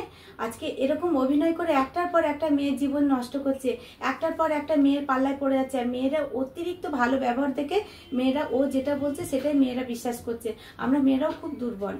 মেয়েরা না, আমি আমার পরে এত বছর মারছে ধরছে, আমরা মেয়েরা দুর্বল? তাহলে আমিও দুর্বল? না না, সব মেয়েরা না, অনেক মেয়েরা দুর্বল। সব মেয়েরা না ম্যাম, আপনাদের মতন কেউ না থাকলে আমাদের বাঁচাবে। তাহলে বলো আমি দুর্বল? হ্যাঁ, আমি দুর্বল। সব মেয়েরা দুর্বল নয়, সব মেয়েরা দুর্বল না। আর সব থেকে হচ্ছে সব মেয়েদের বুদ্ধিটা সমান না। হ্যাঁ, এই কারণের জন্য বুদ্ধিটা সমান না সব মেয়েদের। তো এই পাগলু কোথায় গেল? পাগলু ডান্স একটু ভালোবাসাতেই মানে মনে করে কি বোধহয় এর থেকে আর ভালো কেউ নেই, এরকম একটা ব্যাপার।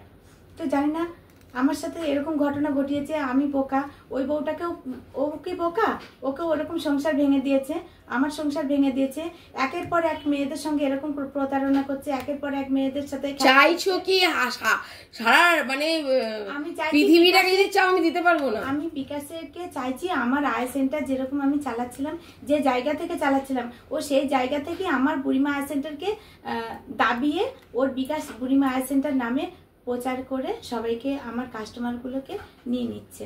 আর আমি আজকে বেসাহারা হয়ে গেছি, যে আয় সেন্টারের মালিক সে আজকে সেন্টারের বাইরে। আয় সেন্টারের মালিক সেন্টারটা যে ভাড়া দিত, কে ভাড়া দিত?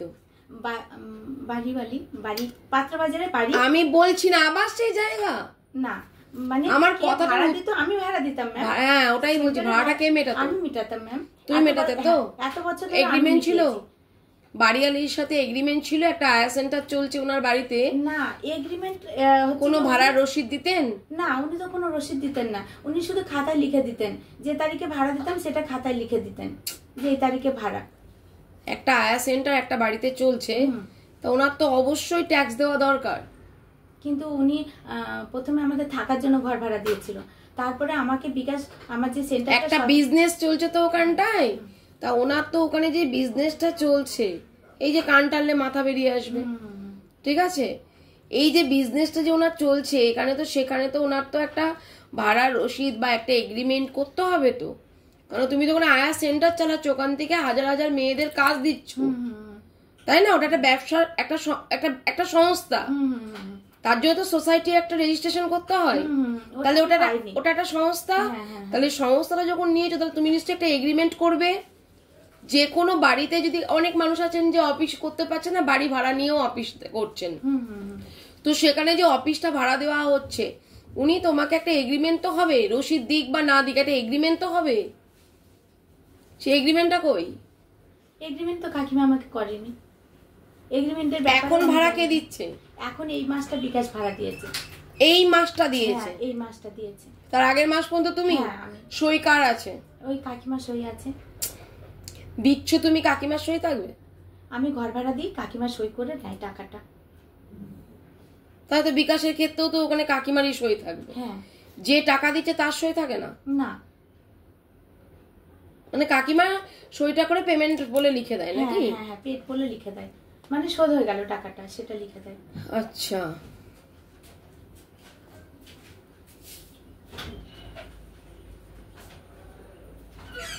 ববিতা সূত্রধর কেউ হয়? আমি ঠিক মনে করতে পারছি না। 22 বছরের মেয়ে বলছে তো, তার জন্য বলছি। তোমার তো একটা মেয়ে আছে, হ্যাঁ, তোমার তো মেয়েও তো সেই অ্যাকাউন্ট থেকে সেই টাকা পয়সা তুলে নিয়েছিল, হ্যাঁ, বিকাশ তারপর একটা ছেলের সাথে প্রেম করতো, ওসব ঠিক হয়ে গেছে? ওই দিকের খবর আমি কিছুই জানি না ম্যাম। জানো না? না, আমার সাথে মেয়ে কোনো যোগাযোগ নেই। তোমাকে যে বলেছিলাম লিগাল ভাবে ডিভোর্স দেবে, ডিভোর্স দাওনি? লিগাল ভাবে ও ডিভোর্স দেবে না, ও বলে দিয়েছে যে আমি কোনোদিন তোমাকে ডিভোর্স দেব না। ও বিয়ে করেছে? না, ও বিয়ে করেনি। সবই অবৈধভাবে চালাচ্ছ। না, হ্যাঁ, তাই তো বাধ্য হয়ে বাড়ি ছেড়ে চলে আসলাম। বিকাশ বিয়ে করলো না, আবার ওদিক থেকে হেমার বাবার কাছে ডিভোর্স চাইলাম, ও বলছে আমি মরে যাবো তাও ডিভোর্স দেবো না। লক্ষ্মী, আমি মরে যাবো তাও তোমাকে আমি কোনোদিন ডিভোর্স দেবো না। আমি তোমাকে ভালো মাতাল মেরেছি ঠিক আছে, আমি অনেক কষ্ট দিয়েছি ঠিক আছে, কিন্তু ভালো তোমাকে আমি বাসি, আমি তোমাকে ডিভোর্স কোনোদিনই দেবো না। স্বামীর সাথে কথা হয় এখন? না, কোনো যোগাযোগ নেই।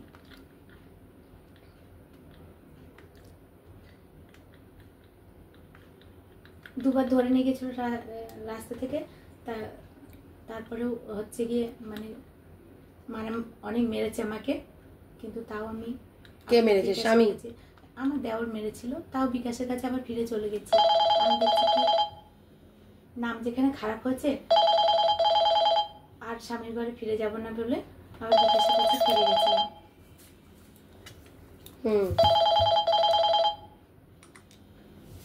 ক্যামেরা ঘোরানো? হ্যাঁ, ক্যামেরা ঘুরিয়ে নেয়। তাহলে আবেদন কি? আবেদন ম্যাম, বিকাশ আমার আয় সেন্টারটাকে, যেটা বিকাশ বুড়িমা আয় সেন্টার নামে করেছে, সেটা বিকাশের ভীমপুরের একটা জমি ছিল, সেই ভীমপুরের জমির দলিল দিয়ে করেছে। আর আমি যেটা করেছি আয় সেন্টার, সেই আই সেন্টারকে চাপা দিয়ে বিকাশ যে নিজের নামটাকে ইয়ে করছে, সেইটাকে আমি চাই একটা যেটা ন্যায় বুঝবেন আপনি, যেটা ভালো বুঝবেন। আমার সেন্টারটা আমি ফিরে পেতে চাই। আমি যেখান থেকে কাজ চালাচ্ছিলাম কাজ চালাতে চাই। আর আমি আমার মাকে নিয়ে ছেলেকে নিয়ে, বিকাশ যদি সংসার আমার সাথে ভালোভাবে করছে না, করবেও না আর, এরকম একটা ব্যাপার। তো আমি ছেলেটাকে নিয়ে মাটাকে নিয়ে আমি ভালোভাবে থাকতে চাই। আপনাকে এই ব্যবস্থাটা আপনাকে করে দিতে হবে। কেন তোমার সাথে তো আয়া সেন্টারের না আছে এগ্রিমেন্ট, না আছে রেজিস্ট্রেড, ট্রেড লাইসেন্সটা দেখলাম। তুমি তো অন্য জায়গাতেও খুলতে পারো। অন্য জায়গাতেও খুলতে পারি ম্যাম, কিন্তু দীর্ঘদিন জন্য সবাই জানছে না এটাই বুড়িমা আয়া সেন্টার। সব কাস্টমার আমার ওখানেই যাবে। আচ্ছা, সব কাস্টমার বিকাশের কাছেই যাচ্ছে। তোমাকে তো ফোন করছে বলছো? হ্যাঁ, আমাকে ফোন করছে বলতে আমার একটা সিম ওর মধ্যে ছিল, সেই সিমটাও তো একসাথেই চলতো, বিকাশের আমার একসাথেই চলতো। এবার যেটা করেছে সেটা হচ্ছে আমার আই সেন্টারটা এইটা ছিল, আর এইটা বিকাশ বুড়িমা আই সেন্টার করেছে। যে বুড়িমা আই সেন্টারের যে 88 নাম্বারটা যেটা চলছিল, সেই নাম্বারটা আমি আমার আধার কার্ড দিয়ে, ওটা আমার যেহেতু বুড়িমা আই সেন্টার চলেছে, ওটা আমি আমার নামে সিমটা করেছি। মানে আমি তো জানতাম না যে ভেতরে ভেতরে এত ধোকা দিচ্ছে। যখন জানলাম যে এত বড় ধোকা খেয়ে গেছি আমি, এবার হজম করার বাকি, তখন আমি এসে সিমটাকে ইয়ে করলাম। আমি সেদিনকে বিকাশের মোবাইলটা নিয়ে চলে এসেছি। তার জন্য বিকাশ দলবল নিয়ে আমার উপরে অত্যন্ত অ্যাটাক করে, মানে সবাই মিলে মারবে বলে প্ল্যান করে এক দল গুন্ডা নিয়ে আমার ওইখানে গেছিল। গুন্ডা নিয়ে? হ্যাঁ, গুন্ডা নিয়ে বলতে কি, গুন্ডা ওর মানে আমার দিদি 1 নম্বর, সব থেকে যেটা বিকাশকে খুব পছন্দ, আমি নিজের বোন, আমার সাথে এত অন্যায় করে আমার সেন্টারটাকে নিজের নামে করে নিয়েছে। এই সমস্ত দেখে বুঝেও আমার দিদি সহযোগিতা আমাকে করার বদলে ও বিকাশকে ফুল সাপোর্ট দিচ্ছে। আর বিকাশকে নিয়ে ওর আগের দিনকে যখন মারামারি হলো 24 তারিখে, আমি বললাম দিদি আমাকে বিকাশ মারছে, তোরা শিগগিরই আয়, আমি আমাকে বাঁচা, দেখ না বিকাশ কিরকম করছে। কিন্তু এত কান্নাকাটির পরেও আমার দিদিরা কেউ আসেনি। একটা বুড়ো মা, 4 ভাই বোন, মাকে কেউ দেখে না, কেউ না। মাকে আমি সেই রেখে দিয়েছি। দিদিকে বললাম এত অশান্তি হচ্ছে মাকে নিয়ে যেতে, মাকেও নিয়ে গেল না।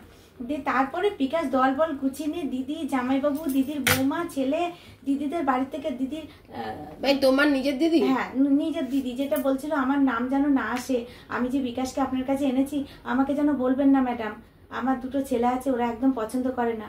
আপনাকে নিয়ে এসেছিল না আমার দিদি? হ্যাঁ, বিকাশকে নিয়ে এসেছিল যে তুমি ওর সাথে প্রতারণা করেছো। হ্যাঁ।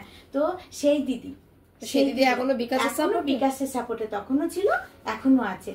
যখন আমাকে বাড়ি থেকে বিকাশের সাথে আমাকে চলে যেতে দেয়, তখনও বিকাশের সাপোর্টেই ছিল।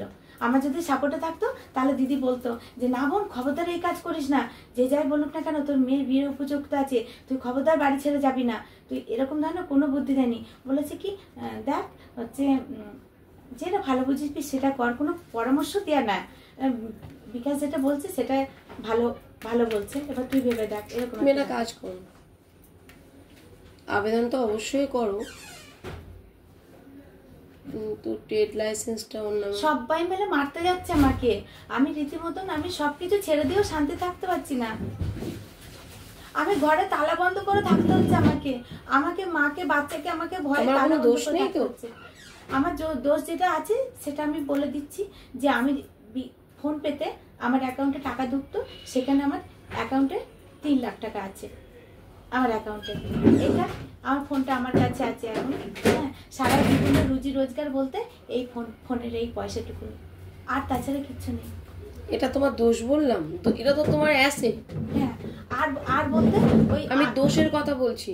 হ্যাঁ, দোষ আমি, ওনারা চলে গেছে? দোষ কোনটা? না, আছে এখনো।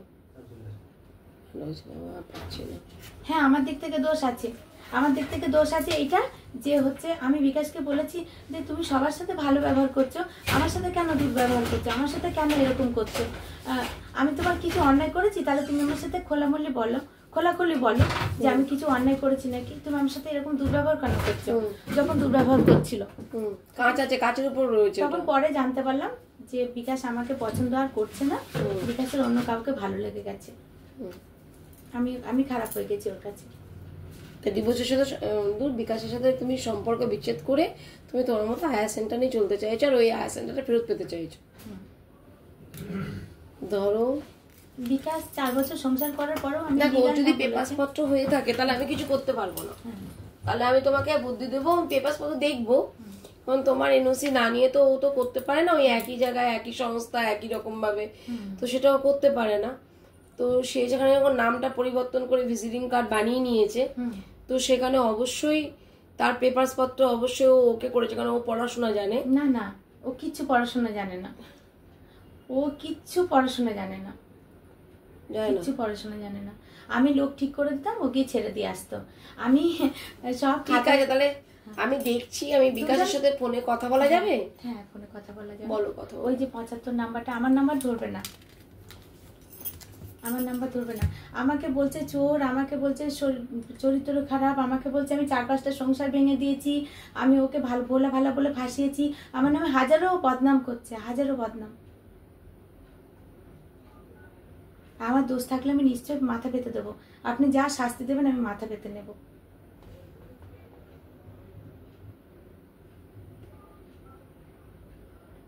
লাস্টে 75 নাম্বারটা ওটা ওর।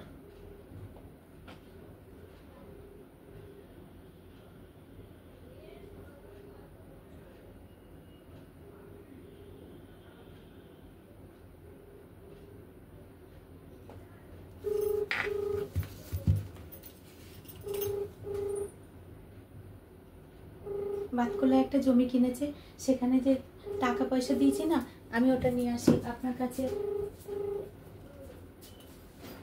যে ব্যক্তিকে থেকে দিয়েছিলাম, চেকে দিয়েছিলাম 3 লাখ টাকা। হ্যাঁ, আমি নিজের বলে আমি ওই বাড়িতেও সব কিছু ছেড়ে দিয়েছি, আমি নিজের জন্য কোনোদিনও ভাবিনি। আর আমি বিকাশের সংসারে এসেও আমি নিজের জন্য ভাবি না, কারণ আমি জানি মরে যাবো যখন কিছু সঙ্গে যাবে না। বেঁচে থাকার জন্য ঠিক যেটুকু প্রয়োজন সেটুকুতে আমি সন্তুষ্ট। এত গরিব দিদিদের কাজে দিয়েছি, কারোর কাছ থেকে কমিশনও নিইনি, বলেছি কি না দিদিরা ঠিক আছে।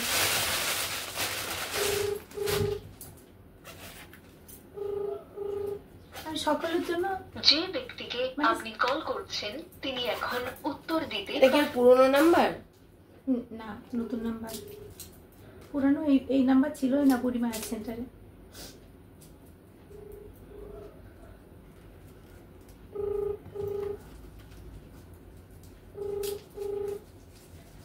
এই সমস্ত জমির কাগজপত্র সব বিকাশের কাছে ম্যাম, আমার কাছে কিচ্ছু নেই, কিন্তু আমার আই সেন্টারের টাকা থেকে আমি এগুলো বিটিয়েছি। একবার 50,000 টাকা, একবার 1.5 লাখ টাকা। আমি আমার নিজের জন্য কোনো কিছু ভাবিনি ম্যাম, কোনো কিছু না, কোনোদিন ওই বাড়িতেও ভাবিনি, এখনো ভাবি না। যে ব্যক্তিকে আপনি কল এগুলো এরকম করে রেখেছো কেন? ফাইল করোনি কেন? দিতে পারছেন না। আমি এরকম করে ওর আগে আরেকটা চেক দিয়েছিলাম, চেকটা তো ফাইল করোনি কেন? এগুলো এরকম করে মুড়িয়ে টুড়িয়ে রেখেছো কেন? कृपया कुछ समय पश्चात प्रयास करें। The person you're calling কার নামে? নাম কই? Please try later. এখানে এইটা নাম্বার আছে, ওই নাম্বারটি ইয়ে করলে বেরিয়ে যাবে কার নামে। তোমার না, আমি আমার অ্যাকাউন্টে থেকে পাঠিয়েছি জমির মালিককে। এটা হ্যাঁ, এই যে বিকাশ যে বলবেন না লোক, রিসিপ্টটা কে দিয়েছে উনি? হ্যাঁ, না, ব্যাংকে থেকে টাকা পাঠিয়েছি, তার প্রমাণ ওটা। জমির মালিক যাতে অস্বীকার না করতে পারে।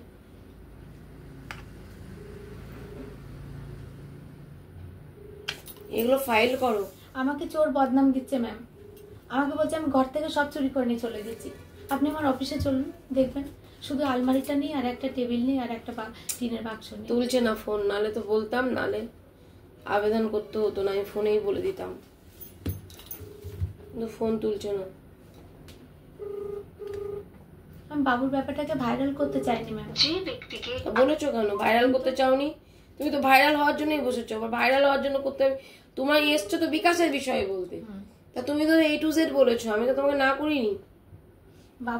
বাবুকে আমি যেভাবে হোক ঠিক মানুষ করে ফেলতে পারবো, কষ্ট করে হলেও মানুষ করে ফেলতে পারবো, কিন্তু এখন ছোটবেলা ভাইরাল কি আর এখানে বসলেই ভাইরাল হয়ে যায়? হ্যাঁ, মানুষ গুরুত্ব দিলে তবে ভাইরাল হয়। হ্যাঁ, না, ব্যাপারটা হচ্ছে এবার তুমি কতটা গুরুত্ব পাবে সেটা তোমার ব্যাপার। হ্যাঁ, পাত্রবাজারে সব লোককে জানিয়ে দিয়েছে ম্যাম। আমার নাম করছো, বের করে দেবো অফিস থেকে। আপনি কল করছেন তিনি এখন উত্তর দিতে পারছেন না। অনুগ্রহ। যাদের মাথায় ক্রিং আছে তাদের কাজ নিয়ে আমার কাজ নেই, আমার মাথায় ক্রিং হয়ে যাবে। বারবার হাত জোর করলে কান ধরলে হয়ে যায়? এমনি সমস্যায় জর্জরিত হচ্ছে, আবারও সমস্যায় জর্জরিত হও। তোমাদের দোষে তোমরা জর্জরিত হবে। যাদের মাথায় ক্রিং আছে আমার কাছে আসবে না।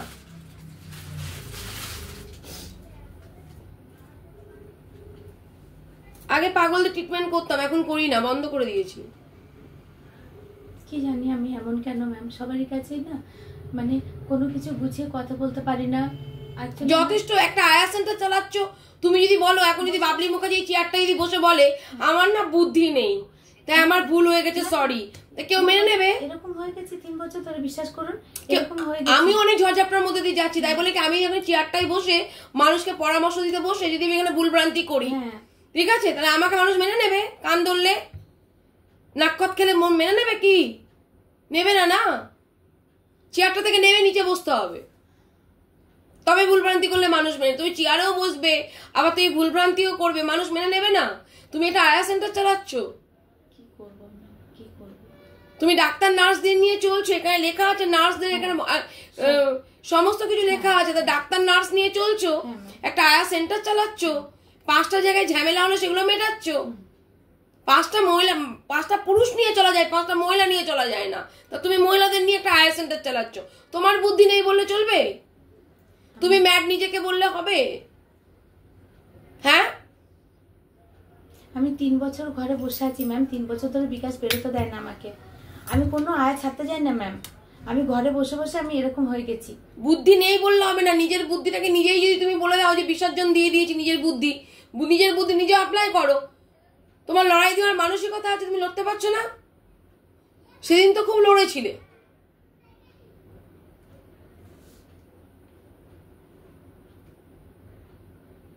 আমি লড়তে পারছি না বিকাশের সঙ্গে ম্যাম।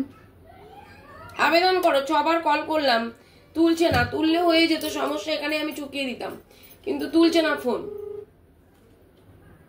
একটা মানুষকে আমি এতবার ফোন করি না, তারপরও তোমার জন্য আমি এতবার কল করছি।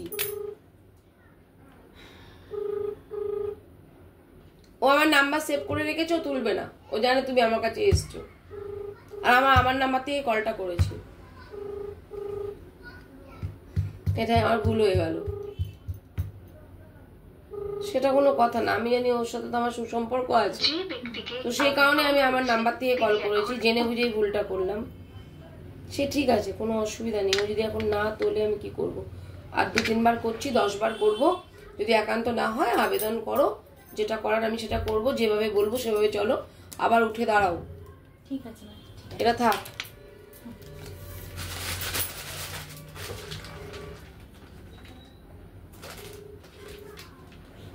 তোমরা কোথায় দাও লোক? কলকাতাতেও দাও? হ্যাঁ ম্যাম, সব জায়গায় দিই। আচ্ছা, হ্যাঁ, কলকাতায়, কিশোরনগরে, ব্যারাকপুরে, সব জায়গায়, যাদবপুরে পর্যন্ত লোক দেওয়া হয়। ঠিক আছে।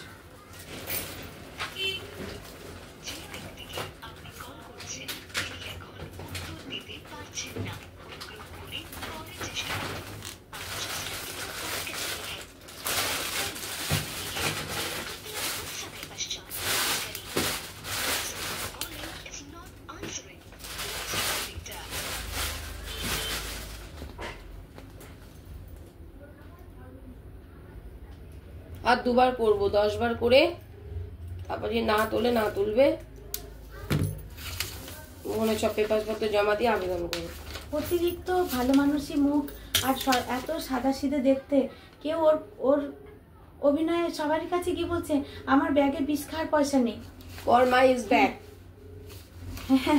কি হলো? যে যেমন কর্ম করবে, ওই দিদিটা বলেছিল তোমাকে, লাস্টে আমিও বলতে বাধ্য হলাম, ঠিক আছে? যেমন কর্ম করেছি তেমন ফল। আমিও তো তোমাকে চেষ্টা করেছিলাম,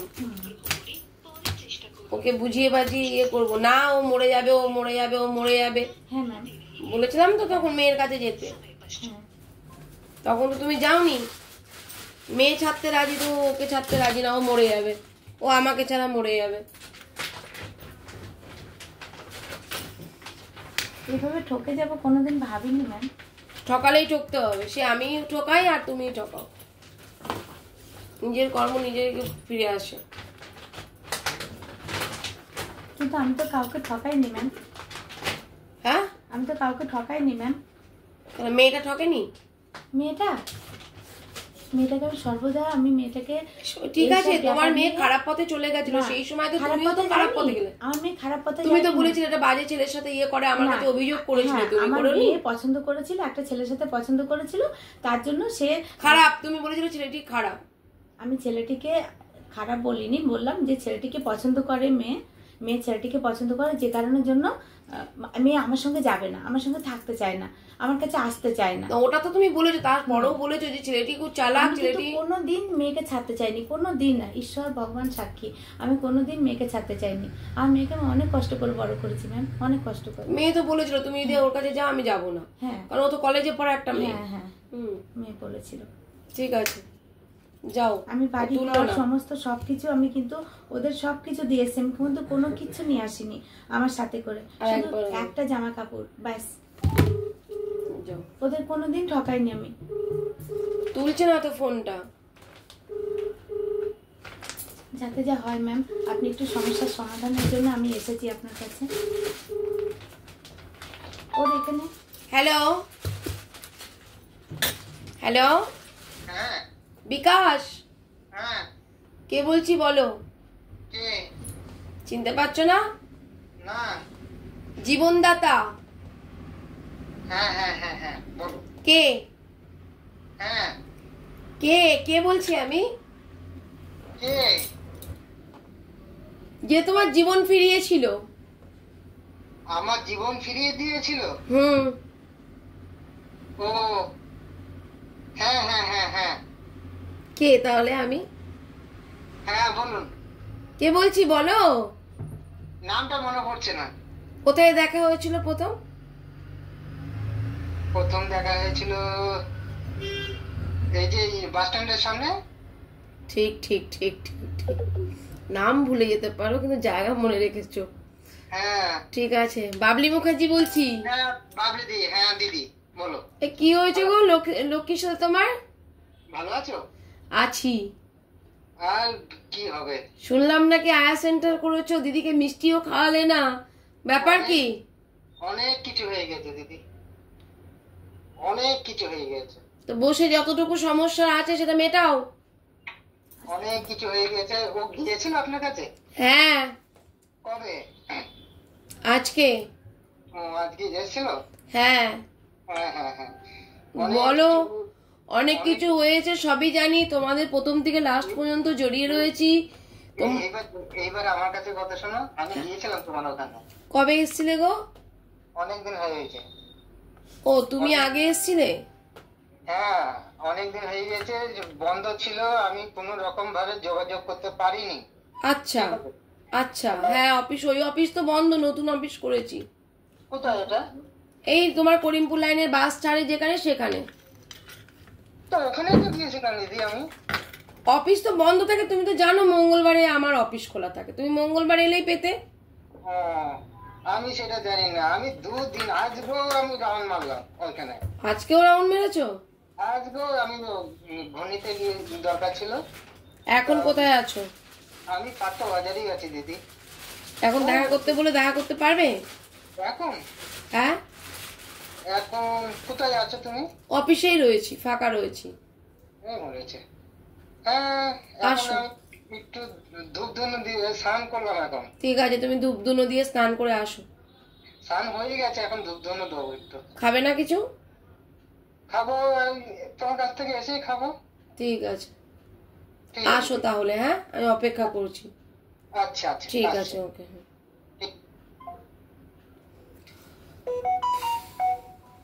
দেখি পাড়িয়ে দিই, মিটিয়ে দিই।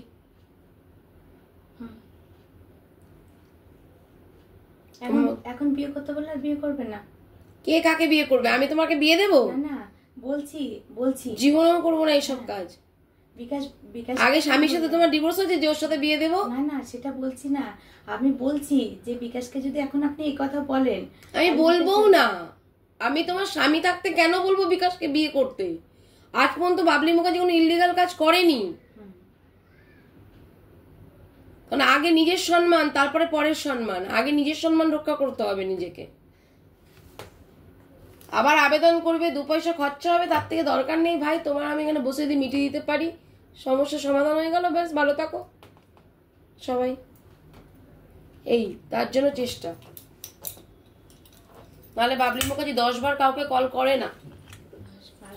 হ্যাঁ 10 বার কলের বেলাতেই ধরলো, আমি করবো 10 বার কল? না মুড়ি খাও, আপনি খান না, খাও, আপনি খান, আপনি খান। খাও মুড়ি খাও, আমার একটু হেসে নিই আমি। আমার খাওয়া দাওয়া সব মুড়ি খাবে? সব শেষ হয়ে গেছে মা, সব শেষ হয়ে গেছে। ও এত বদ